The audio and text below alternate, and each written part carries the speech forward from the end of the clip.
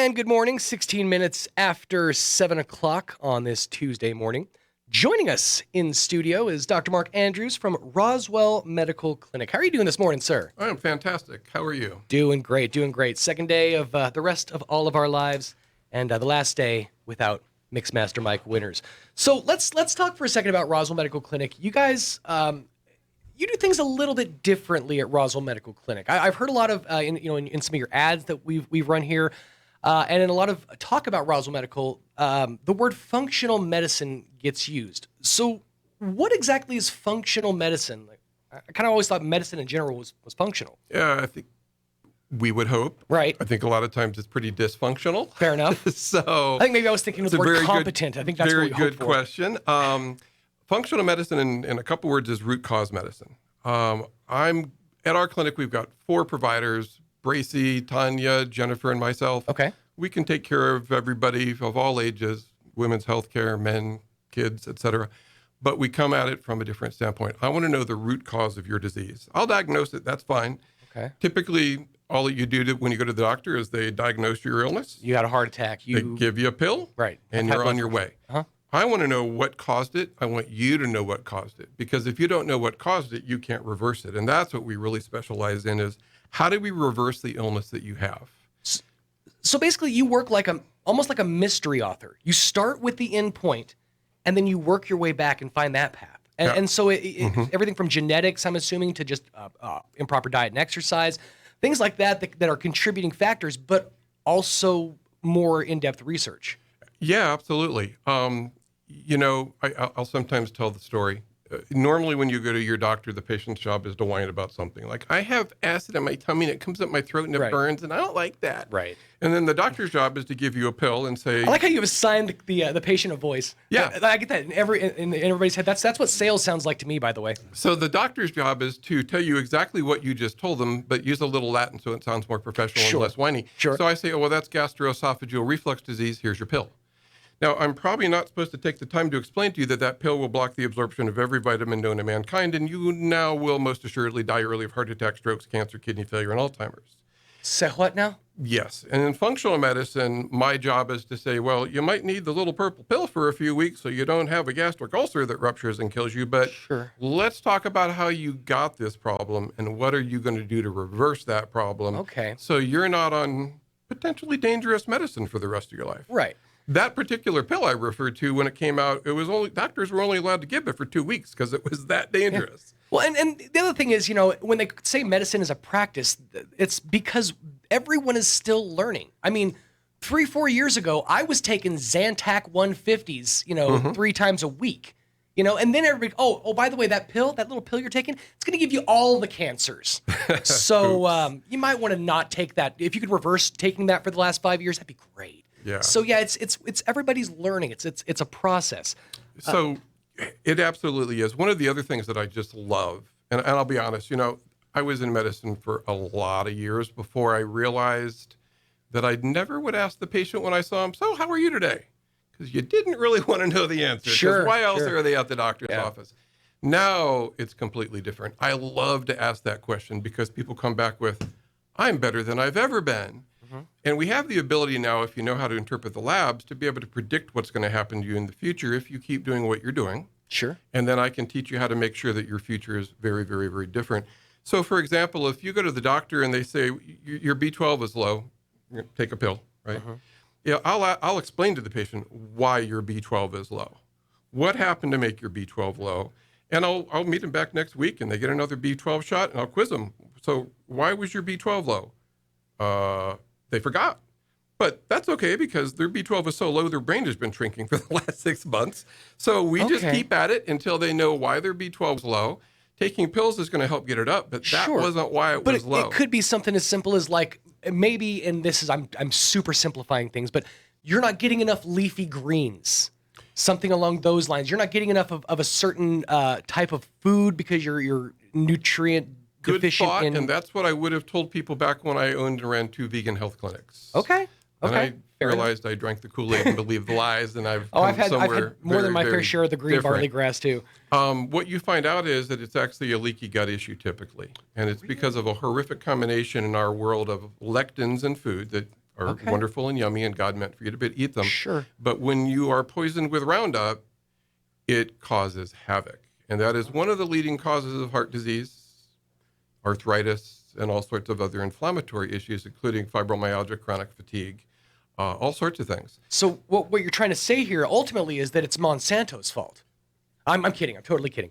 But no. What I say behind closed doors of the patients will remain that way. The views expressed by Sean Smalls do not reflect those of Mornings with Mike Winters. But it's an amazing thing because it leads your body to produce a hormone called zonulin, which literally just blows holes in your intestines and makes them leaky and loose. Okay. As a result, you can't absorb your vitamins well. Plus, you get little particles floating in your bloodstream that just cause inflammation in your arteries, in your brain, in your joints as they precipitate out. Sure. So we explain to the people why you have arthritis. No doctors explain to them why they have arthritis, but you were meant to be able to heal. And if you go to an indigenous tribe that hasn't been touched yet by seed oils and and glyphosate, There you go. you're going to find that they don't typically have a word for arthritis. These 75-year-old gentlemen sit around, without a chair, squatting around the fire, and they've got a word for, I'm 75 and I fell out of the coconut tree and my elbow hurts, but they don't have a word for, my hip always hurts, my knees Prolonged always hurt. pain, stuff like that. And so, but the beautiful thing about it is we can teach you how to reverse that. I've had so many times when a person will come in saying, I need surgical clearance for my surgery in Lubbock. They're going to replace both my knees at the same time. And while we're waiting for the workup in the labs and their EKG to make sure they're safe to do that, we get them to make some changes. And they come back 2 weeks later and they're like, yeah, I canceled my surgery. I don't need that anymore. I'm fine.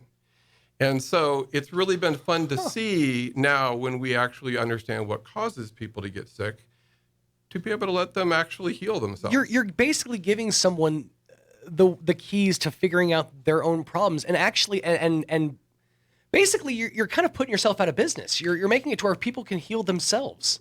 You're giving people the keys to the kingdom. True. That is true. That's a bad business model. I'm just saying, maybe When I first took over, my first practice was bought for me by a hospital in Portland, Oregon, and they put me in there to take over for this 82-year-old gentleman. He had a great business model. Every month, every patient came to see him. Everybody was happy. They got Valium and a B12 shot.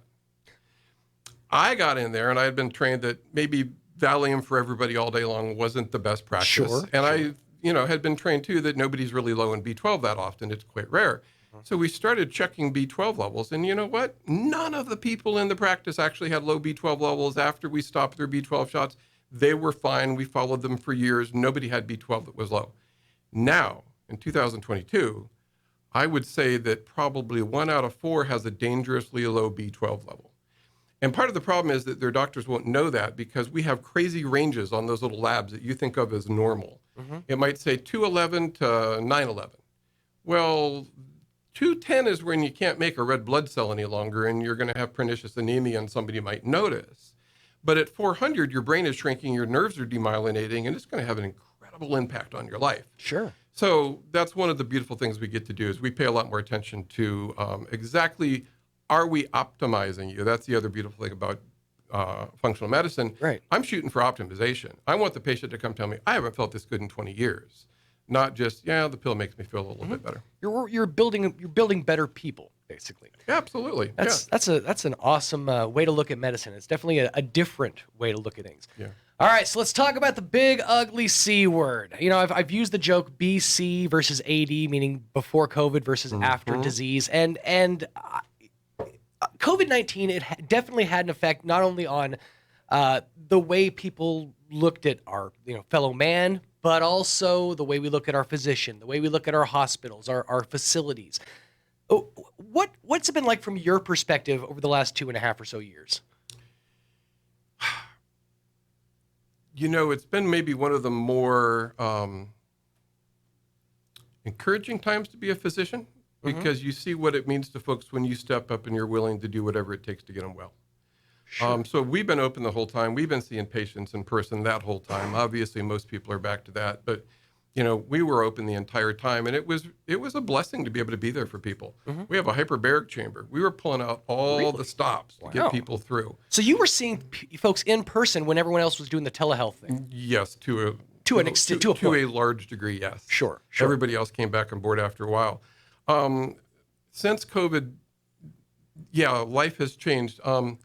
On the downside, life insurance companies are reporting that last year there was a 40% increase in overall mortality. That Really? means people are dying 40% faster than ever before, Really? not from COVID.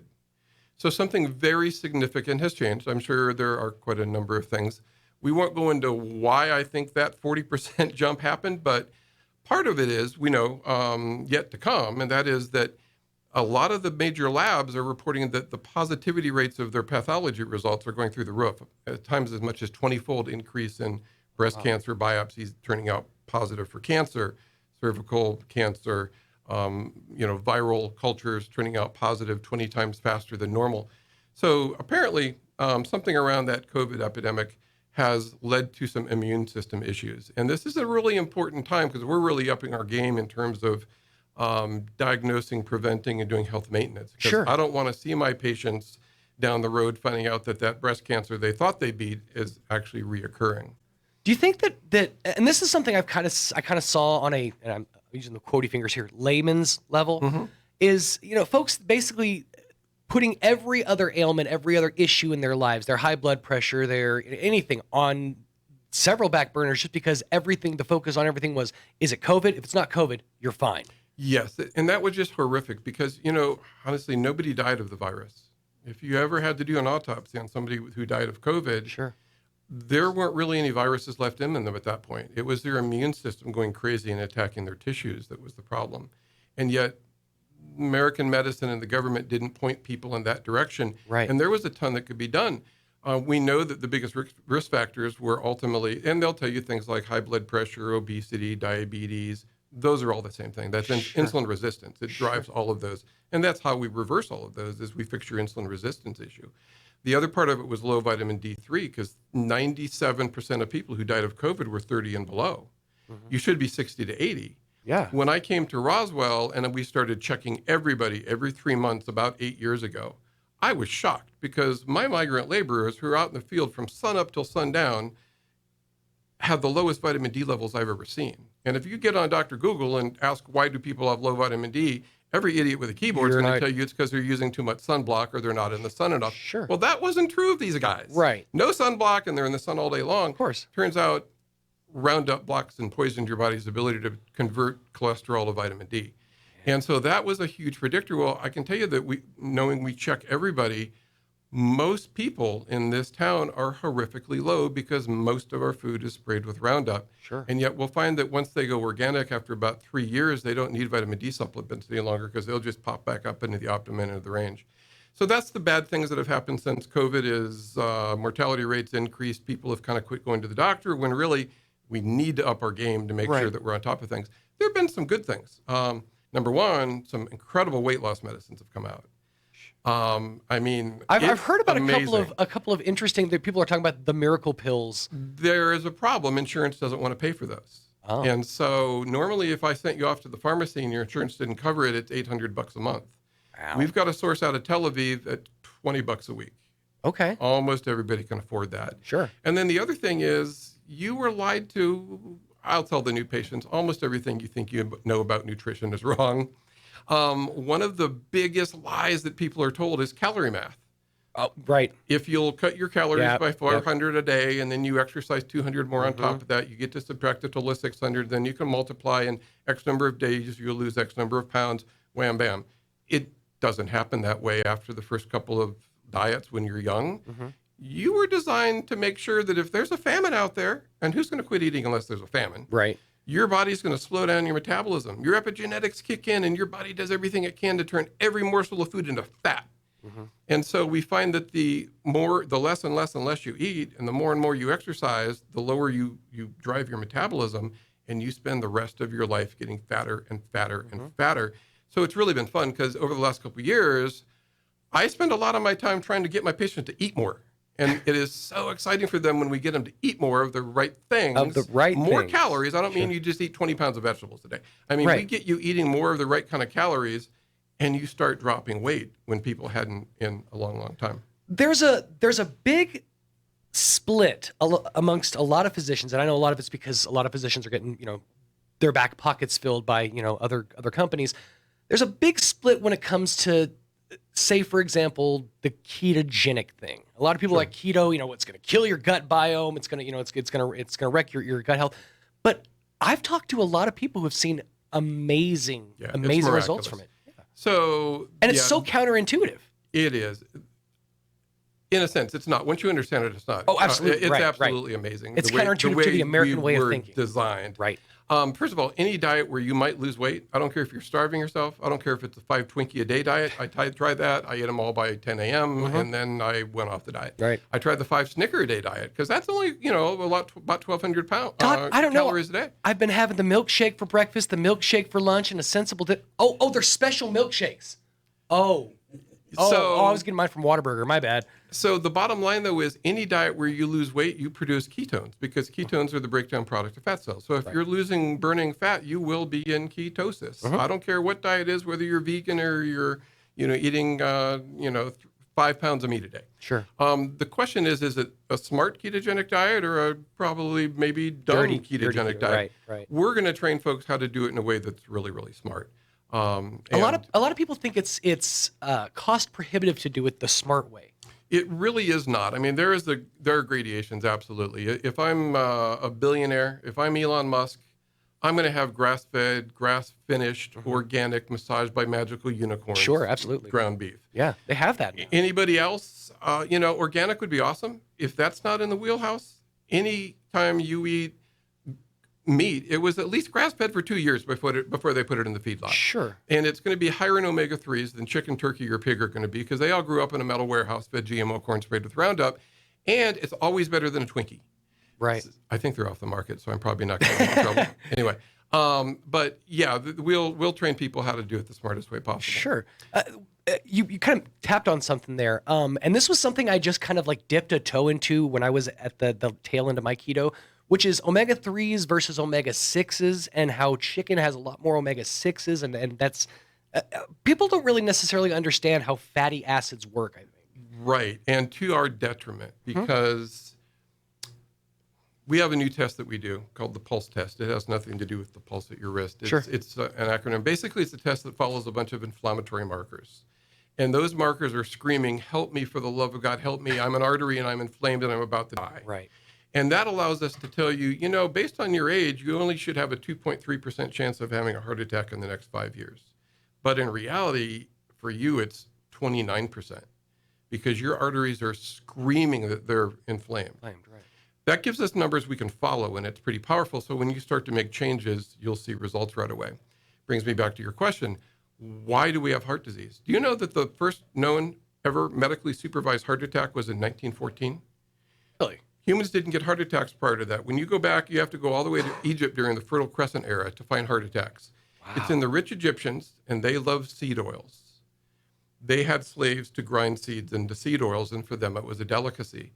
The seed oils are omega-6s. Right. Huge quantities of linoleic acid. Linoleic acid is what causes insulin resistance. I was morbidly obese most of my life. I lost 80 pounds, I gained it. I lost 80 pounds, I gained it. I gained 100, I lost 100. Sure. Back and forth. And I didn't realize that what was driving that was insulin resistance. During a lot of those times of gaining, I would have been probably like most people thinking, you're weak-willed, it's all your fault, you're chubby, you're just a loser. Sure. And in reality, what you find is that we have been metabolically broken by these seed oils. When they cause insulin resistance, you end up wearing out your pancreas. Your receptors don't respond. They don't do what they should do. We end up with a bunch of type 2 diabetes. Sure. When we get those seed oils out early enough in life, we can see that reverse itself and your pancreas can actually start to heal. We can reverse diabetes. But yeah, the quality of the fats is huge. Omega-6s cause inflammation. Omega-3s fight inflammation. Sure. You need a little bit of inflammation. So if you cut yourself, things swell up and you quit bleeding. Right. We have those ratios way, way out of balance and to our detriment. It's that consumption of seed oils starting in the late 1800s with cottonseed being introduced as one of the first seed oils on the market. Right. That was Crisco. They ran lots of radio commercials to tell grandma that God was an idiot. He had PMS the day he made butter. Butter's evil. Crisco is way better. Eat Crisco. Then it morphed into margarine. I can't believe it's not butter. Country crock. And every salad dressing you've ever eaten probably is made with soybean oil. Right. Turns out now up to 40% of the American diet is from, calorie-wise, is from soybean oil. This stuff is incredibly inflammatory. It too is going to drive arthritis and inflammation in your arteries and everywhere else. So, the quality of the food that we get is incredibly important. We have a diet coach that helps people through that. And it is just astounding to see the change in people within days and weeks. I could honestly go on and on about this. One of the things that's fascinating to me about as far as like the consumption of seed oils and how it's basically been literally forced down our throat from through a course of studies that were basically like they weren't done necessarily ethically. Let me tell you what they did. They covered it up. Ansel Keys did a lot of bad studies, but Ansel Keys did a study, the Minnesota Health Trial, and they ran for 12 years back when you had people that stayed in jail in psych wards. They don't do that anymore. So he had a captive audience, and this would be unethical now, but he forced half of them to eat seed oils because he thought those were healthy. Sure. Half of them got to eat the bad stuff like, your butters, your bacon, butter and lard and beef tallow and that kind of stuff. After 12 years, they had to stop the study because they realized the guys on the butter were getting better and better and, super healthy. And the guys on the seed oils were dropping dead with heart attack, strokes, and all sorts of other issues left and right. So the U.S. government made him publish a small portion of the data that was misinterpreted, and he wasn't allowed to publish the rest of the data. He was so disgusted, he left the country, moved to a Pacific island, ate a bunch of fish, and retired there, ate a bunch of olive oil. And we didn't get the results until about 5 years ago, when somebody literally tracked down Ansel Keys' research partner's grandson and found a bunch of boxes in the basement. They ran the data, and they found out 70 years ago, the USDA, who paid for the study to sell U.S. agriculture, found out that we shouldn't be eating these seed oils. They're not healthy for us. And they covered the data that long, and it's led to the death of billions of people around the world. It's crazy. It's because it costs so much to produce things the right way. Yeah, so, absolutely. Anyways, we're going off on a wormhole. Let's move on a little bit. Tell me a little bit about your history with Dr. Gundry.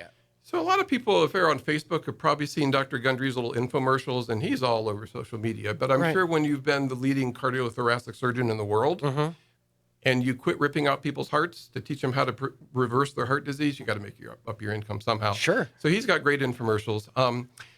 He literally invented human heart transplants. I'm old enough to remember back, there was about a month where the evening news on all three of the three channels led off with Dr. Gundry because his little heart transplant from a pig to a baboon was the one that lasted longer than anybody had ever been able to pull off. The cute little baboon is there in the hospital, and they show it. And so he went on to develop human heart transplants. He did more legally than anybody else on the planet. And he had a patient who rolled in with horrible heart disease, so much so that he needed a transplant, but he was so bad he wouldn't have ever lived through it. Gundry ultimately, did some extra studies on the guy because he said, hey, I've made some changes. I feel pretty awesome. Can you, repeat my angiograms? And Dr. Gundry laughed and said, yeah, sure. The hospital loves it when I do really expensive, unnecessary testing. Because, dude, I'm sorry, but bring in the machine that goes bing, and also the most expensive machine in the hospital. Plugged arteries don't magically open up again. It doesn't happen. Turns out it does. The guy's arteries were clean. He didn't need to transplant. He was fine. So Gundry, to his credit, pays attention. He figures out a bunch of things the guy did, whittles it down to main thing is a lectin-free, what we'll call Mediterranean diet. Okay. And I'll explain that to patients in great detail. And again, we've got a diet coach that helps them with that. He ran that study for 12 years on 1,000 of his heart patients. He had been one of the previous presidents of the American Heart Association, left in disgust because he knows they're killing people left and right. Their diet is horrible. It's great to cause heart disease, but not to cure it. Same with the American Diabetic Association. Their diet is awesome to cause diabetes, not to reverse it. But he left there, and we have lots of studies, though. If you'd gone on the American Heart Association diet and, you got into the study by already having had a heart attack, in that age group over those 12 years, you would have expected to see 700 more heart attacks in those 1,000 people over a 12-year period. In Dr. Gundry's group, there weren't quite 700. There were 16. And I'm thinking 16? 12 years, somebody cheated a little bit. That's about 100% reversal of heart disease. Okay, that's incredible. So if you've got heart disease in your family, you need to come see us. We need to do the test to see your starting point, and then we need to get working on reversing your heart disease. And the honest truth is, if you grew up in America, I don't care if you're 12, you're already working on some atherosclerosis. That's just the way it is because of our diet. And so, but it is very reversible, very preventable, and that's been one of the really exciting things to see.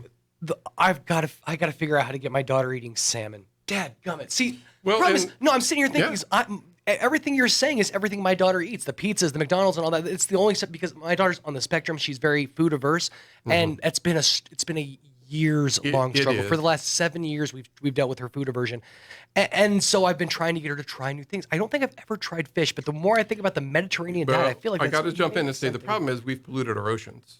So you can't feed her Oh. fish more than once or twice a week, or she'll end up with mercury poisoning, So what which do we we can also test do for. now?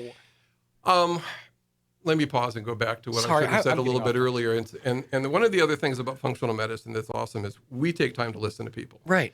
And if you're one of those people that goes to the doctor with 12 or 15 complaints, the doctors are literally told to just mark you off as being crazy and give you a psych drug. Those are my favorite patients because they're not crazy. It's just that nobody understood what was causing all of the different symptoms. Right. And one of the beautiful things about the way we practice is our visits are at least 30 minutes set aside with the provider at least. We always are a little OCD and tell you to come in 15 minutes early so the nurse can get a hold of you for 15 before I see you because I want every single minute with them I can get. Sure. And then honestly, our staff probably spent 20 minutes ahead of time prepping your chart, going over labs, getting everything put in. Everybody's getting about an hour before it's all said and done. We can do a lot in an hour to make sure that we optimize people's health. Um,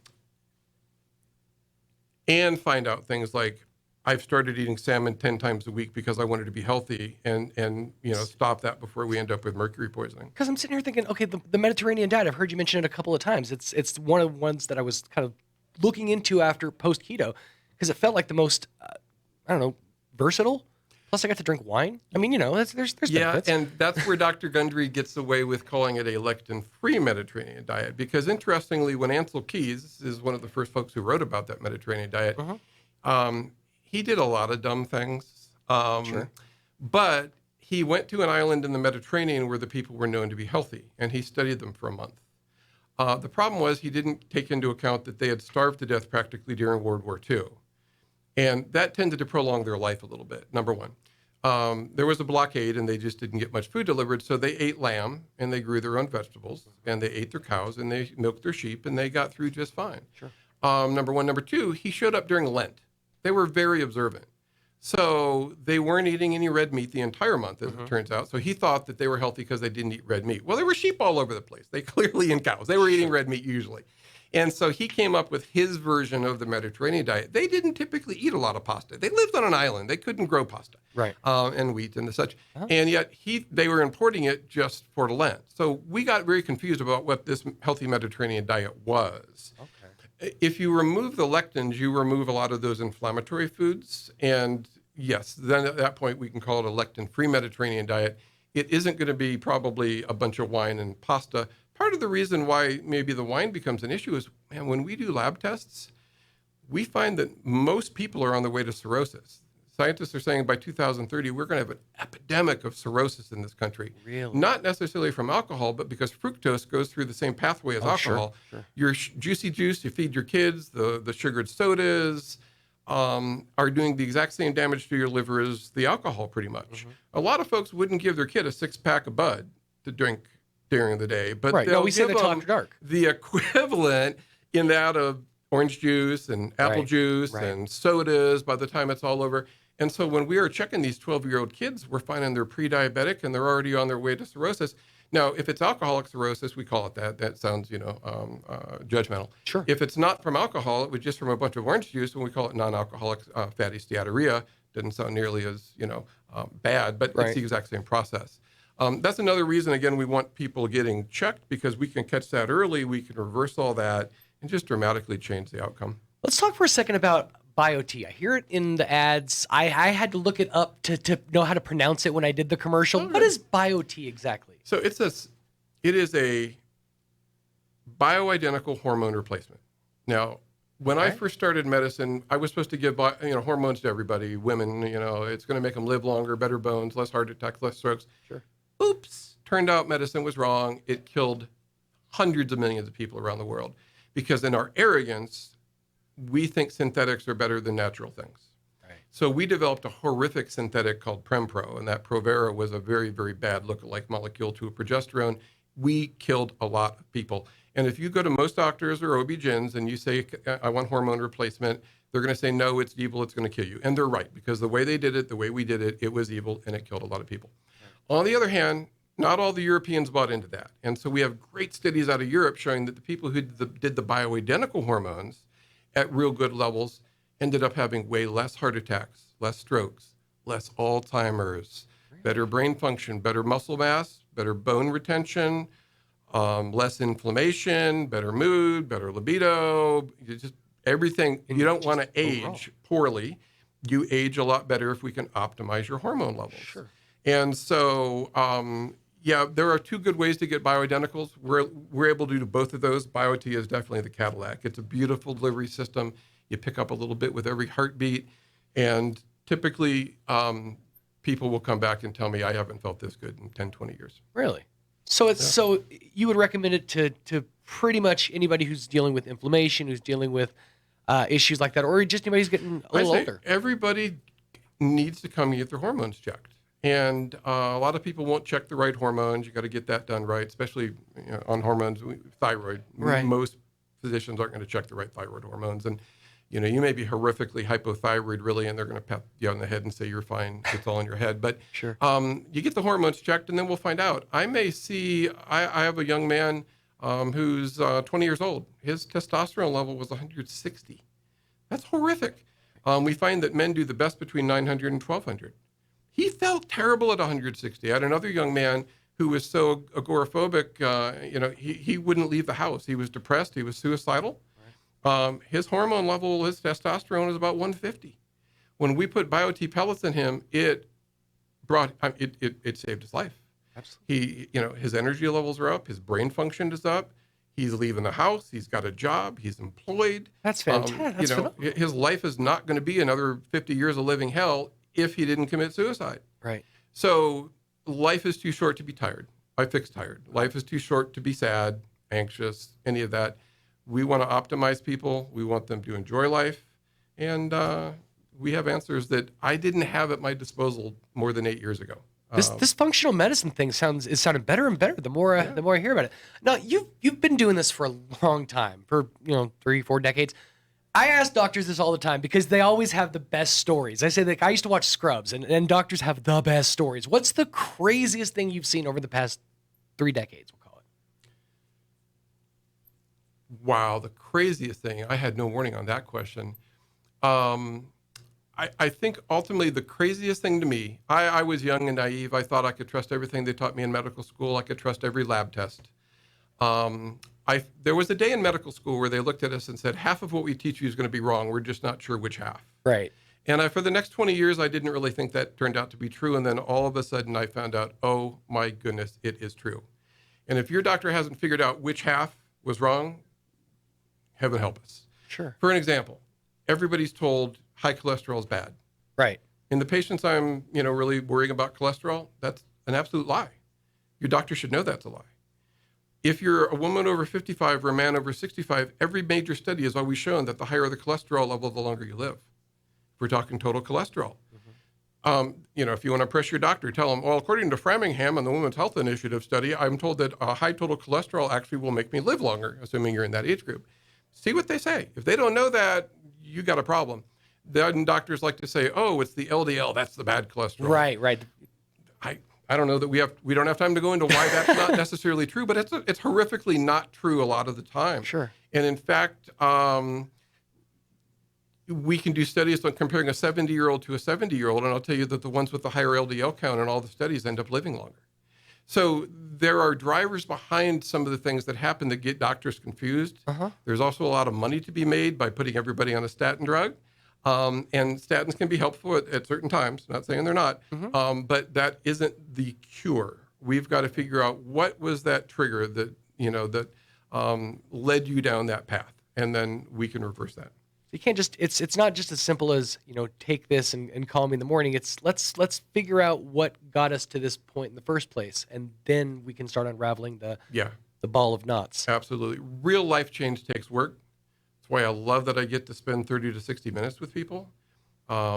We will go over everything. The longer they talk, the more hints they give me. Mm-hmm. Usually if there's something that's not fixed yet, it's multifactorial. But humans they always like to go for the easy cure. We're trained to think, okay, there's one root cause to everything, but it could be 16 or 17 different things that need to be addressed. Yeah. And like that. so you want your doctor to kind of wish he'd become a detective. But I'm pretty sure their life's kind of boring in the end. So it's more fun for me to do this. We're running a little tight on time, but I did hear you mention something about 15 minutes ago that my brain said, we're going to put a pin in that. Y'all have a hyperbaric chamber. We do. In-house. It's awesome. That's insane. That's no, I shouldn't say insane. That's amazing. So I had listened to lots of people talk about hyperbaric chambers. Sounded awesome. My wife for my birthday gave me a pass to go get in one. I got in it. I'd had shoulder pain for 9 months that nothing would fix. There wasn't enough ibuprofen in the world to fix it. And I had done everything. I get in the chamber, and at about 30 minutes, I'm lying there on my back, cursing myself, saying, "You are such a little weenie. You can't even lie on your back without being in pain." And at 45 minutes, I was like, "Wait a minute, my shoulder doesn't hurt anymore." And the next day, I went to the gym, and I was able to lift 90% of what I could with my good shoulder with the bad one, and it stayed that way. I was pretty impressive recovery. Then about 4 weeks later, I got the stomach flu. One was really bad, and when all the employees in the office got it, they were out for 5 days. Well, on hour number 2, I'm like, I'm going to that hyperbaric chamber. So I went, paid for another trip in the chamber, got out, and I was better within 2 hours. And the other 10% of the shoulder injury had fixed itself. And so I'm like, then I went to the owner of the clinic, the CEO, and I'm like, we are so buying a hyperbaric chamber. So what did they, I mean, I know we're real tired. What is it exactly happens when you get in one? So you get in one, you breathe pure oxygen. Takes the pressure slowly up to 1.5 atmospheres. Sure. So you're breathing 100% oxygen at higher pressure. That drives more oxygen into your interstitial tissues. Your bloodstream. Which, a couple years ago, some silly little report came out saying, scientists just discovered the new organ in your body, and it's the largest organ in your body. I'm like, really, what? Well, we're talking about your interstitial tissue because a ton of metabolic functions happen in there. That's where a lot of your antioxidants are going to be doing their thing. And, sure. And so when we can increase the oxygen level in there for brief periods of time, we can lengthen telomeres, we can improve brain function, we can bring people back with dietary changes a good 3 years into Alzheimer's. I mean, we'll get them 3 years of function back if they eat right. And we move their brain into burning ketones. But once it's real bad, I'll have folks who can no longer drive themselves to the clinic. And after the third visit in the hyperbaric chamber, they're driving themselves to the clinic again. They're not getting lost when they go places. It's not going to be a cure for Alzheimer's, but if we can slow down that decline, that's valuable. That's amazing. Well, we got to wrap up, Doctor, but just a fascinating conversation. If folks want to learn more about your practice, about Roswell Medical Clinic, how do they find you? Just call 623-3311. There you go, 623-3311. Yeah. Simple as that. We will love seeing them. Absolutely. Well, Doctor, thank you so much for your time and for all the amazing information as well. Absolutely. It was awesome.